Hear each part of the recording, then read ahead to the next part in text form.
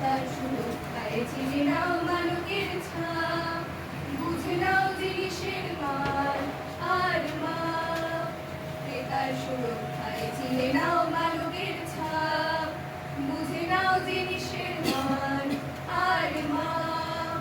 দাম দিয়ে মিছে কেন করবো, ঠকলে অভিযোগ লিখবো। দাম দিয়ে মিছে কেন জায়গা ছিল না। এটা প্রথম উপলব্ধি করেছিল আমাদের জন এফ কেনেডি। উনি 1962 সালের 15ই মার্চ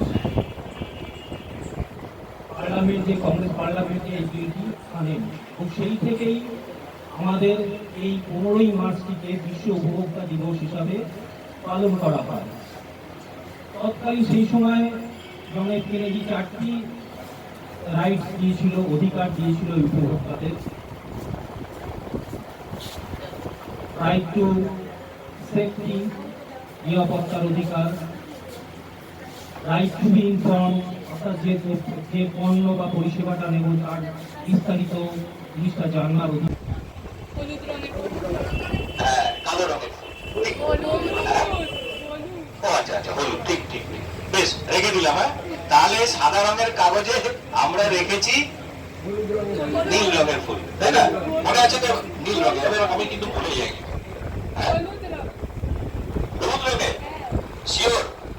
দেখি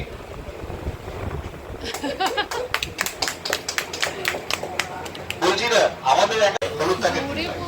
আর এখানে রয়েছে এই যে পেপারটা রয়েছে, পেপারের মধ্যে তাহলে বাকি থাকলো রেড কালারটা। এই লাল ফুলটাকে আমি এই পেপারটার মধ্যে রোল করে রেখে দিলাম, ঠিক আছে? আচ্ছা, তাহলে মনে আছে তো ব্যাপার, টোটাল ব্যাপারটা কি দাঁড়ালো?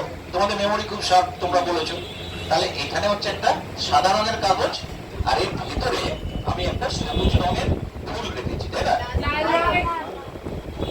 ও আচ্ছা আচ্ছা, সরি। আর পেপারটা সাদা ঠিক বলেছি তো? আর ভেতরে নীল রঙের ফুল।